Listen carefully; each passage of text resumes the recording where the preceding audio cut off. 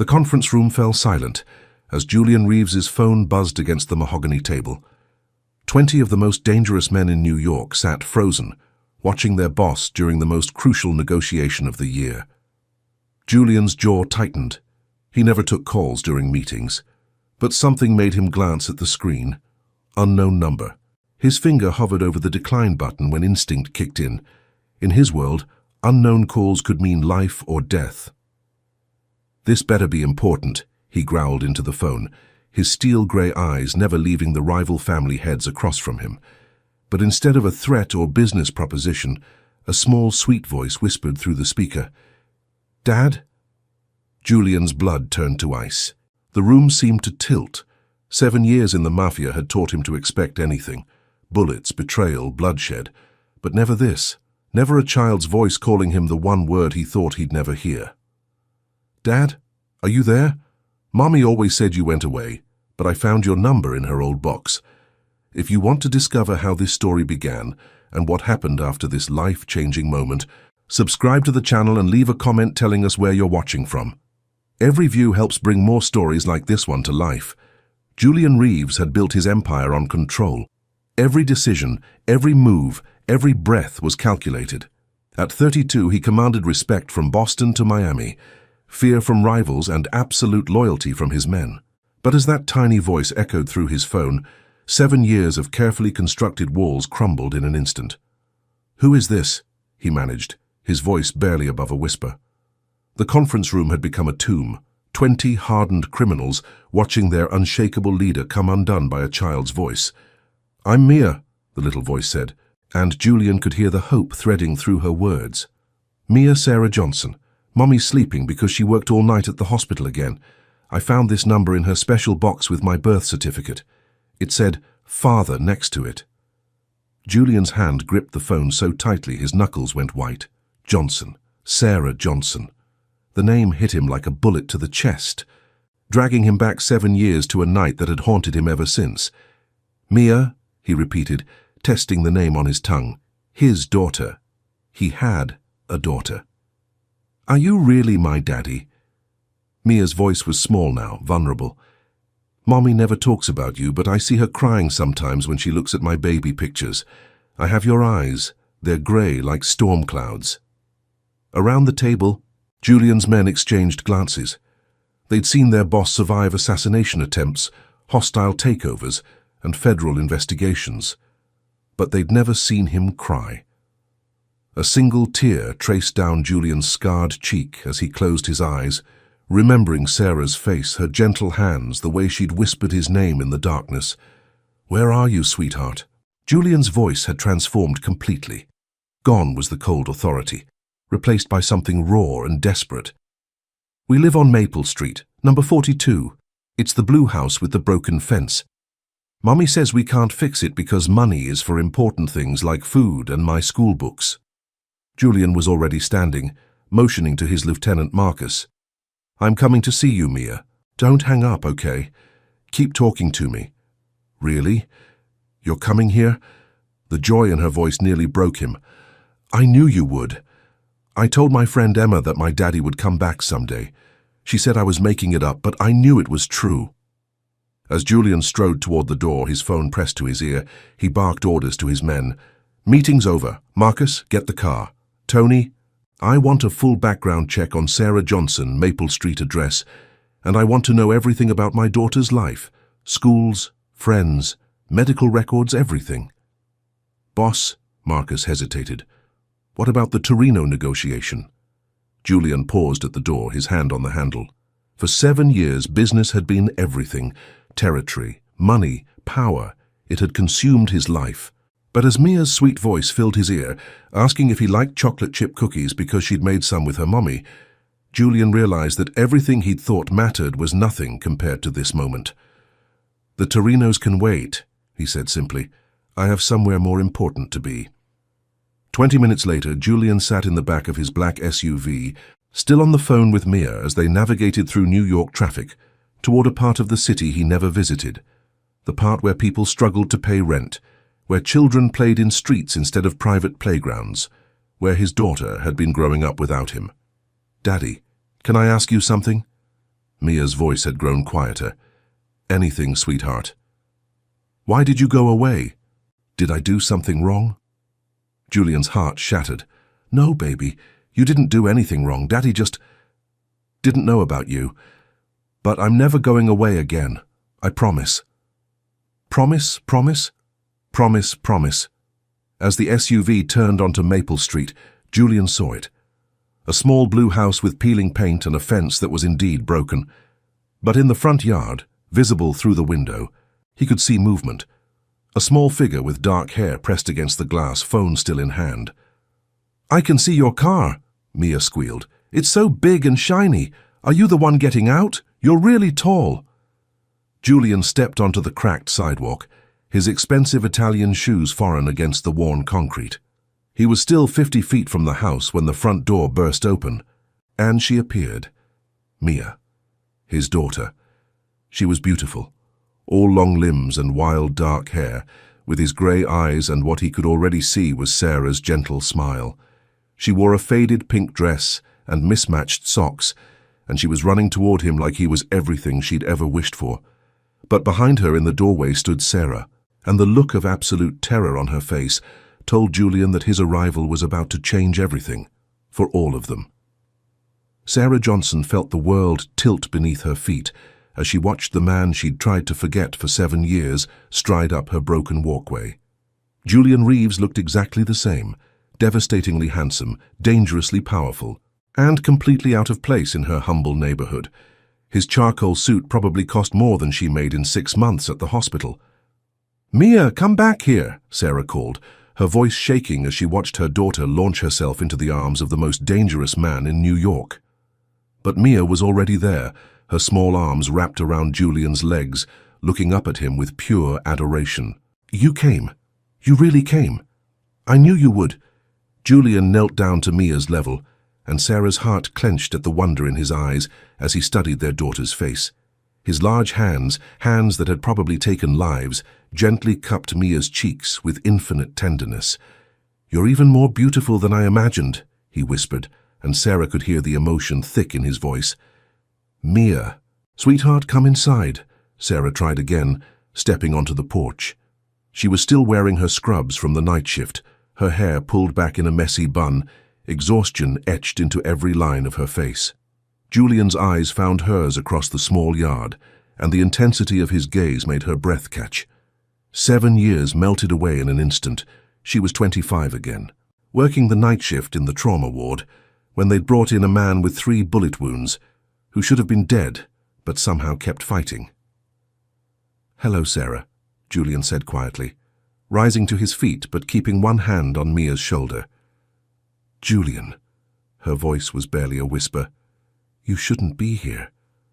Mummy, don't be scared, Mia said, tugging on Sarah's scrubs. This is Daddy.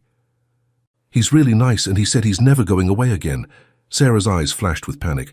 Mia, go inside and wash your hands for lunch. But Daddy just got here. Now, Mia. Something in Sarah's tone made Mia's smile falter. She looked between her parents, sensing the tension she was too young to understand. Did I do something wrong? I just wanted to meet my daddy. Julian's jaw tightened as he watched his daughter's confusion. You didn't do anything wrong, Princess. Your mommy and I just need to talk for a minute. Mia nodded solemnly and headed toward the house, but not before throwing her arms around Julian's waist one more time. Don't leave while I'm inside, okay? I'm not going anywhere, Julian promised, and Sarah could hear the steel in his voice, the voice of a man who always kept his word no matter the cost. Once Mia disappeared inside, Sarah wrapped her arms around herself, suddenly feeling exposed under Julian's intense scrutiny. You need to leave. Now. I have a daughter. Julian's voice was controlled, but Sarah could see the storm brewing in his grey eyes. I have a 7-year-old daughter who's been living 20 minutes from my office, and I knew nothing about it. I did what I had to do to protect her. Protect her from what? From me? Julian stepped closer, and Sarah instinctively backed against the porch railing. From her father? From your world, Sarah's voice cracked. Do you think I wanted to raise her alone? Do you think I wanted to work 3 jobs just to keep a roof over her head? I saw the news reports, Julian. I know what you are, what you do. I wouldn't expose her to that. Julian was quiet for a long moment, studying the woman who had haunted his dreams for 7 years. She was thinner now, worn down by years of struggle he could have prevented.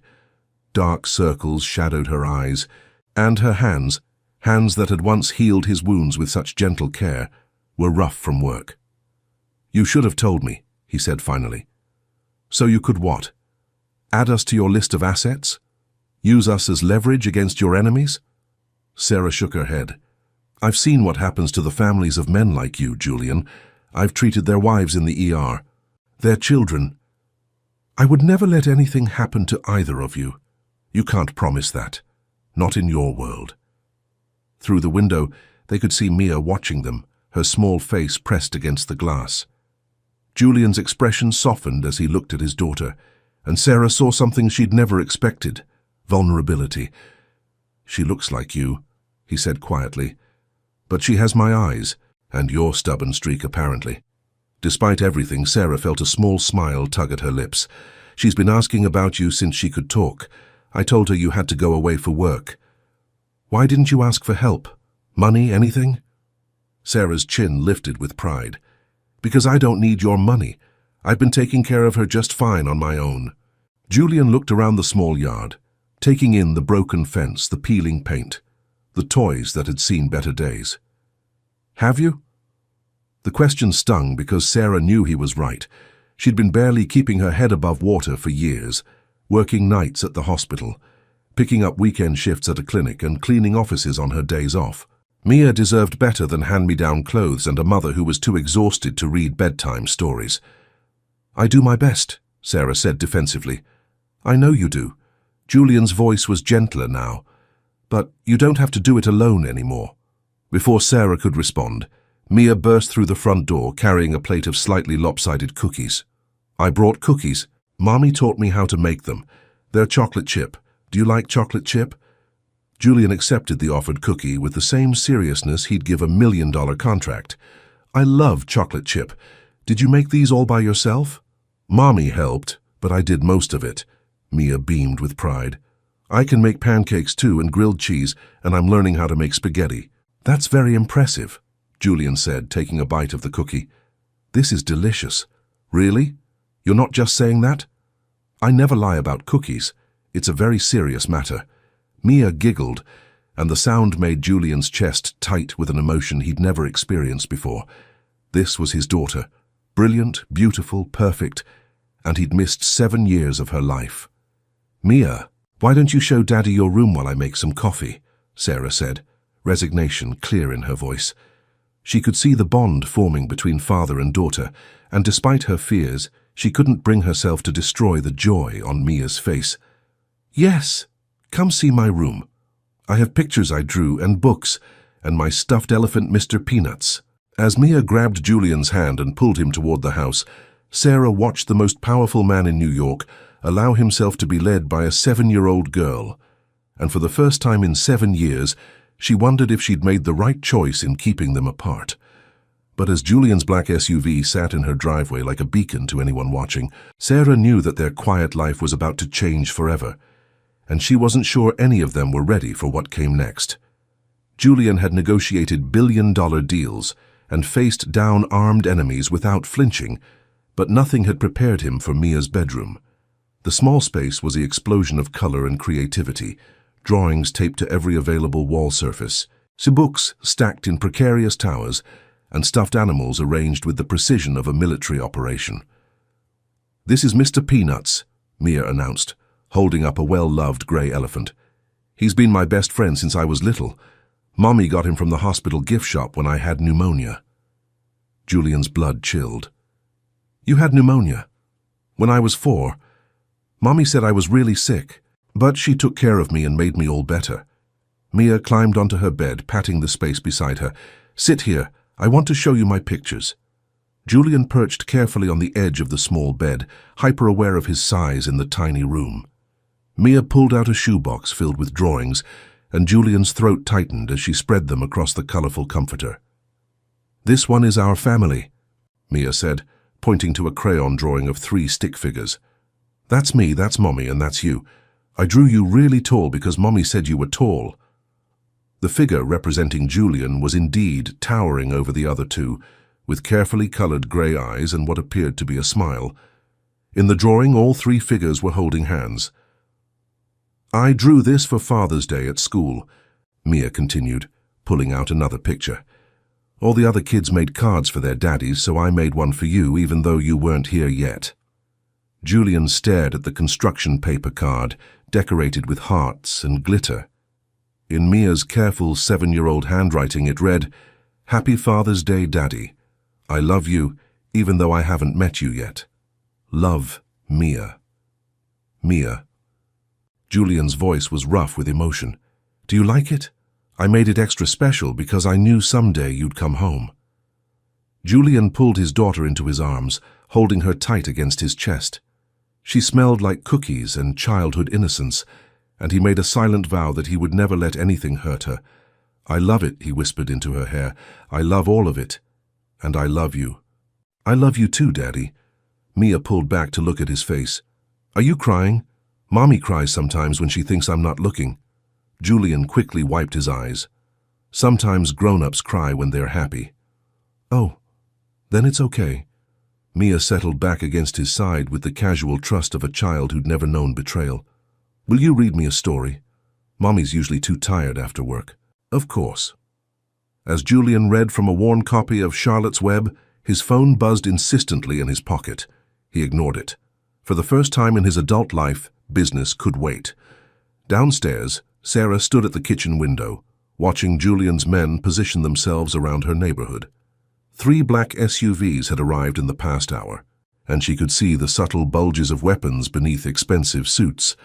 Her quiet street had become a fortress, and her neighbors were starting to notice. "Sarah?" Mrs. Chen from next door appeared at the back fence, her elderly face creased with concern. "Is everything all right? There are some very serious-looking men outside." "Everything's fine, Mrs. Chen. Just a family situation." But even as she said it, Sarah knew nothing would ever be fine again. Julian's world had found them, and there was no going back. Her phone rang, and Sarah's blood turned to ice when she saw the hospital number. "This is Sarah." "Sarah, thank God. This is Dr. Martinez. We need you to come in immediately. There's been an incident." "What kind of incident?" "I'm not scheduled until tonight. Someone was asking questions about you, about your daughter. Security footage shows a man in the parking garage, and he had photos of both of you." Sarah's hand shook as she gripped the phone. "What kind of photos?" "Recent ones." "Sarah, I think you might be in danger. Is there somewhere safe you can go?" Before Sarah could answer, Julian appeared in the kitchen doorway, Mia's hand in his. His expression had shifted from the gentle father back to the dangerous man she remembered. "We need to leave, now." His voice was calm, but urgent. "What's wrong?" Sarah asked, ending the call. "My presence here has been noted. It won't take long for word to spread that Julian Reeves has a weakness." His eyes found Mia, who was looking between her parents with growing alarm. "And in my world, weaknesses are exploited." "Mommy, what's happening?" Mia's voice was small. Sarah knelt down to her daughter's level, forcing her voice to remain steady. "We're going to go on a little trip with Daddy, okay? Just for a few days." "Like a vacation?" "Something like that." Sarah looked up at Julian. "Where?" "Somewhere safe. Somewhere they can't reach you." "They?" Sarah's voice was barely a whisper. Julian's jaw tightened. "The Torino family has been looking for leverage against me for months. If they know about Mia—" He didn't need to finish the sentence. Sarah understood perfectly. Her daughter, their daughter, had just become a target in a war she'd tried so hard to avoid. "How long do we have?" Sarah asked. "Minutes, maybe less." Julian was already moving, pulling out his phone. "Marcus, bring the car to the back alley. We're leaving now." As Sarah threw essentials into a bag with shaking hands, she caught sight of herself in the hallway mirror. 24 hours ago, she'd been a single mother working night shifts to make ends meet. Now she was fleeing her home with a Mafia boss and their daughter. "Mommy, I forgot Mr. Peanuts," Mia called from the living room. "I'll get him," Julian said, and Sarah watched this powerful, dangerous man carefully retrieve a stuffed elephant like it was the most important mission of his life.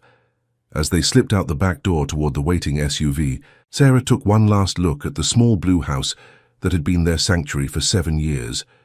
She had a terrible feeling she'd never see it again. "Where are we going?" she asked Julian as he helped Mia into the back seat. "Home," Julian said simply. "You're coming home." But as the SUV pulled away from Maple Street, Sarah wondered if Julian's idea of home would be a haven or another kind of prison, and whether she'd just saved her daughter's life or delivered her into an even more dangerous world. Julian's estate in the Hamptons was everything Sarah had expected and nothing she was prepared for.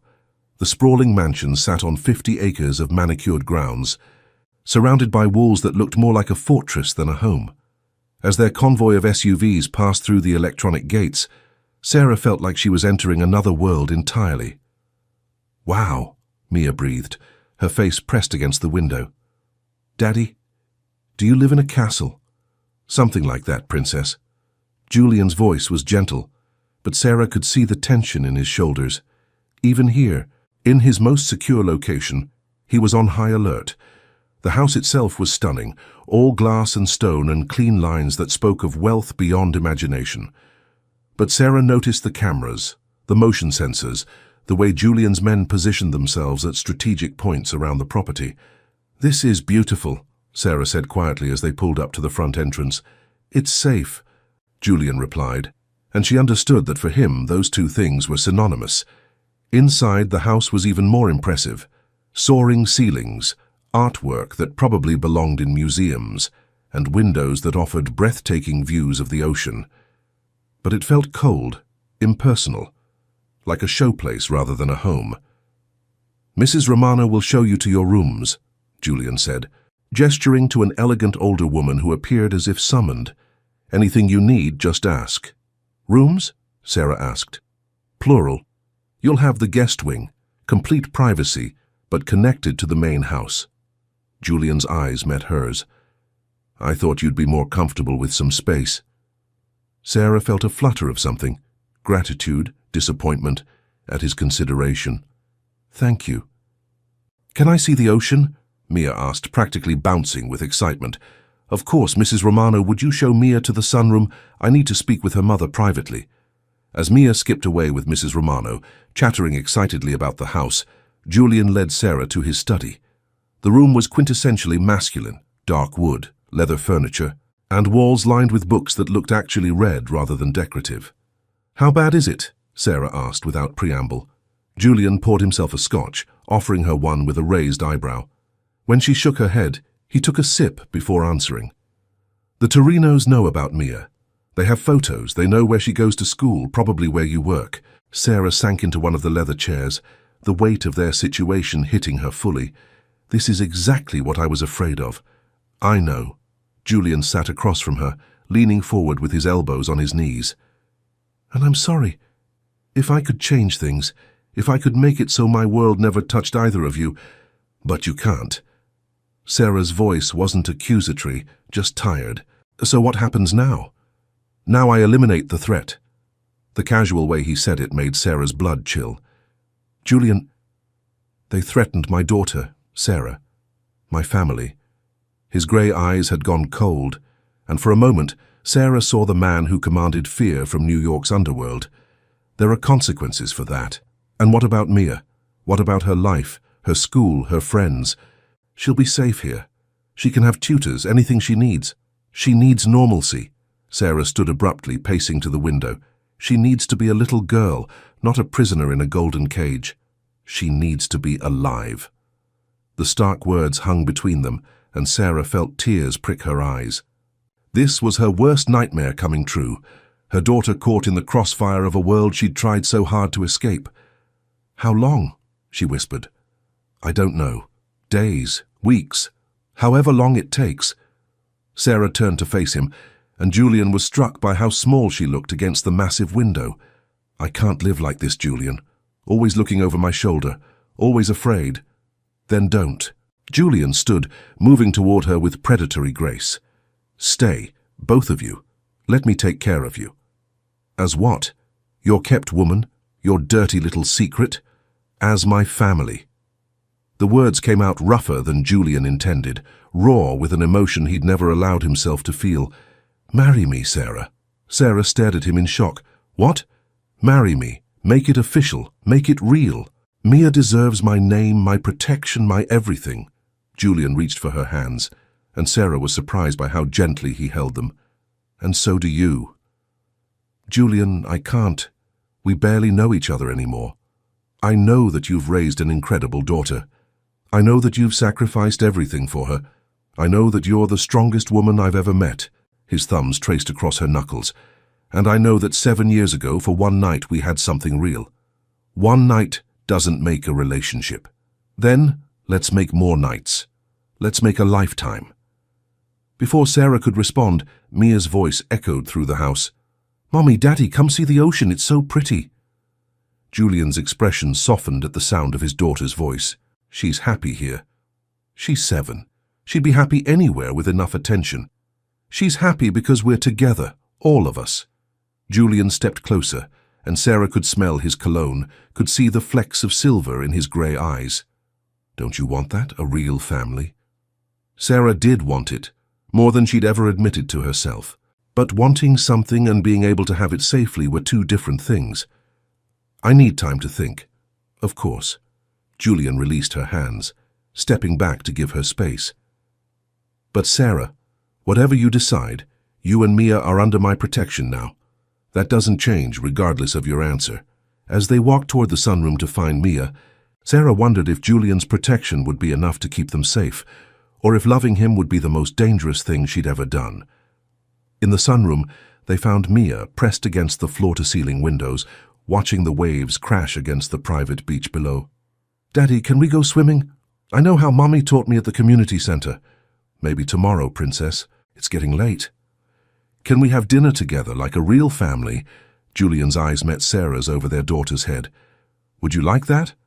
And despite all her fears, all her reservations about the dangerous world they'd entered, Sarah found herself nodding. "I'd like that very much."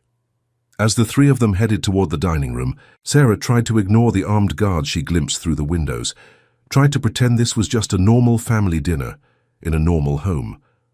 But when Mia slipped her small hand into Julian's large one, chattering about her day, Sarah realized that maybe normal was overrated. Maybe what mattered was that they were together, even if together meant living in the eye of a storm that could destroy them all. 3 weeks later, Sarah stood on the terrace of Julian's estate, watching Mia chase seagulls along the private beach. Their daughter had adapted to their new life with the resilience of childhood, treating the mansion like her personal playground and Julian's security team like her devoted uncles. "She's incredible," Julian said, appearing beside Sarah with 2 cups of coffee, just like her mother. Sarah accepted the coffee gratefully, inhaling the rich aroma. "She asks about going home sometimes, about her friends at school." "I know. I've been thinking about that." Sarah turned to study his profile. Over the past 3 weeks, she'd seen sides of Julian she'd never imagined existed.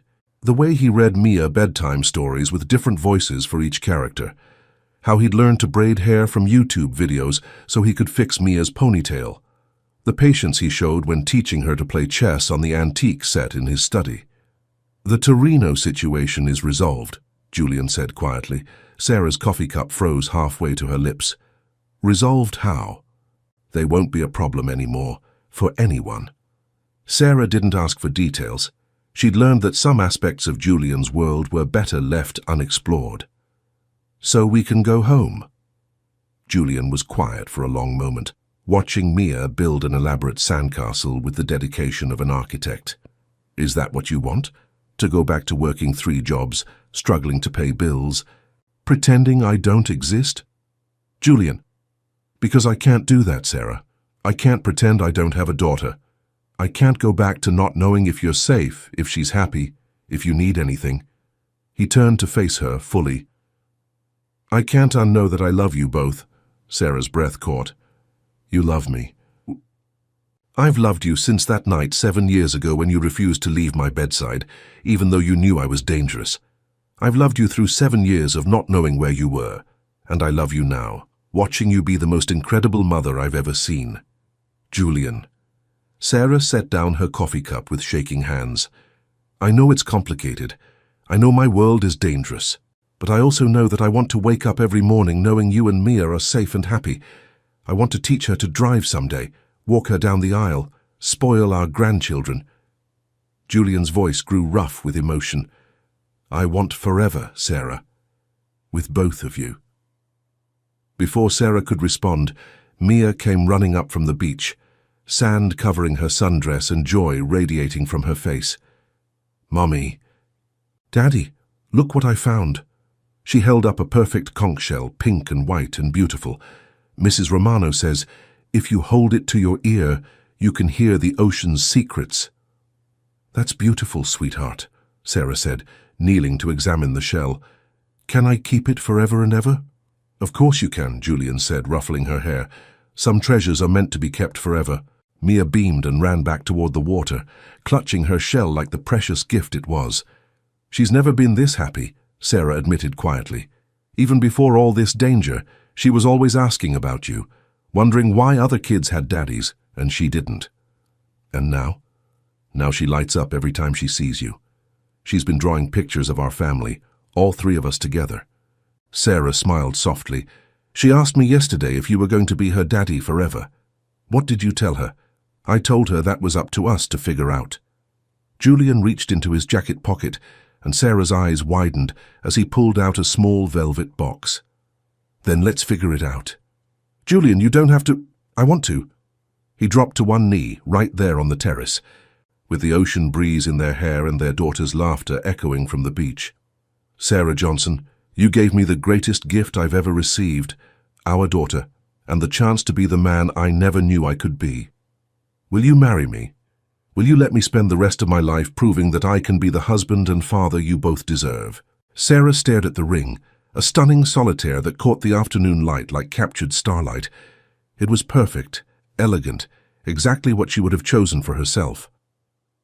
How did you know my ring size? Julian's lips curved in a small smile. I have my ways. Daddy, Mommy! Mia's voice carried across the terrace as she ran toward them, then stopped short when she saw Julian on one knee. Are you asking Mommy to marry you? I am, Julian said solemnly. What do you think about that? Mia's face lit up like Christmas morning. Yes, yes, yes, yes, then we'll be a real family forever. Is that what you want, Princess? For Mommy and me to get married? More than anything. Mia threw her arms around both of them. Please say yes, Mommy, please.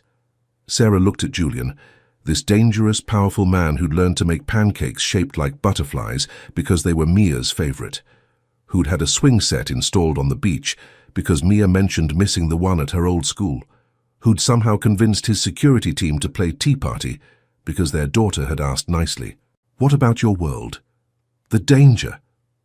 I'm getting out, Julian said simply. I've been planning it for months, even before I knew about Mia. I'm tired of looking over my shoulder, tired of living in a world where love is a weakness. I want to be the man you both need me to be. You already are, Sarah whispered, and she meant it. Yes, Julian, yes, I'll marry you. Julian slipped the ring onto her finger with hands that shook slightly, then stood to kiss her, as Mia cheered and danced around them. When? Sarah asked against his lips. Tomorrow, next week, whenever you want. I've waited 7 years. I don't want to wait anymore. Next month, Sarah decided. I want time to plan something beautiful, something Mia will remember forever. Can I be the flower girl? Mia asked, bouncing on her toes. You can be whatever you want to be, Julian said, lifting her into his arms. You're going to be my daughter officially. Mia Reeves. How does that sound? Perfect, Mia sighed contentedly. Everything's perfect now. As the three of them stood on the terrace watching the sunset paint the sky in shades of pink and gold, Sarah realized that Mia was right. It was perfect. Not because their life would be easy, love never was, but because they were together. And sometimes, together was all you needed to make everything else work. I love you, Julian murmured in her ear as Mia chatted about wedding dresses and flowers. I love you too, Sarah replied, and for the first time in 7 years, she felt completely safe. Not because of the guards or the walls or the security systems, but because she was home, finally truly home. 1 year later, Sarah Reeves stood in the kitchen of their new home, a beautiful but modest house in a quiet Connecticut suburb, far from the world Julian had left behind. Watching her husband teach their daughter how to make his grandmother's secret recipe for marinara sauce. "No, Daddy, you have to stir it like this," Mia instructed seriously, her small hands guiding Julian's much larger ones. "Nonna's ghost will be mad if we don't do it right." Julian caught Sarah's eye over Mia's head and winked. He'd been telling Mia stories about his grandmother lately, creating a family history filled with love instead of violence. "You're right, Princess. We can't disappoint Nonna." The kitchen was warm and filled with the scent of garlic and herbs, and Sarah marveled at how normal their life had become. Julian had kept his promise. He'd walked away from the family business, liquidating his legitimate holdings and investing in a small chain of restaurants that kept him busy but safe. "Mommy, come taste," Mia called. "Daddy says I'm a natural chef." Sarah joined them at the stove, accepting the wooden spoon Julian offered. The sauce was perfect, rich and complex and made with love. "It's delicious," she said, kissing Mia's forehead. "You definitely have a gift. Maybe I'll be a chef when I grow up, or a doctor like Mommy, or maybe I'll run Daddy's restaurants." "You can be anything you want to be," Julian said, and Sarah heard the fierce protectiveness in his voice that never quite went away. Their life wasn't perfect. Julian still had nightmares sometimes, still checked the locks twice before bed, still carried a gun Sarah pretended not to know about. But they were building something beautiful together, one ordinary day at a time. "Oh!" Mia suddenly perked up. "I forgot to tell you. Emma's mom called and invited me to her birthday party next weekend. Can I go, please?" Sarah and Julian exchanged a look. These moments still came, reminders that their daughter was growing up, making friends, living the normal life they'd fought so hard to give her. "Of course you can go," Sarah said. "We'll pick out a present this week. And maybe we can have a party here soon too," Julian added. "Invite all your new friends over." Mia beamed and went back to stirring the sauce, humming contentedly. Later that night, after Mia was asleep and the dishes were done, Sarah and Julian sat on their back porch swing, watching fireflies dance in the garden. "Any regrets?" Sarah asked, her head on Julian's shoulder. "About leaving that life?" "Never." Julian's arm tightened around her. "This is all I ever wanted, even when I didn't know I wanted it. Even when it's mundane. PTA meetings and soccer practice and helping with homework," Julian chuckled. "Especially then. Do you know what I did today while you were at work?" "What?" "I spent 2 hours researching the best elementary schools in the district because Mia mentioned that she wants to learn French. 2 hours, Sarah. And it was the best 2 hours of my week." Sarah smiled, pressing a kiss to his jaw. "I love you, Julian Reeves. I love you too, Mrs. Reeves. Forever and always." As they sat in comfortable silence, Sarah thought about that phone call that had changed everything. A little girl's voice asking for her daddy, and a dangerous man who'd discovered that love was the greatest power of all. Sometimes the most beautiful stories began with the simplest words, "Dad." And sometimes, if you were very lucky, they ended with "forever."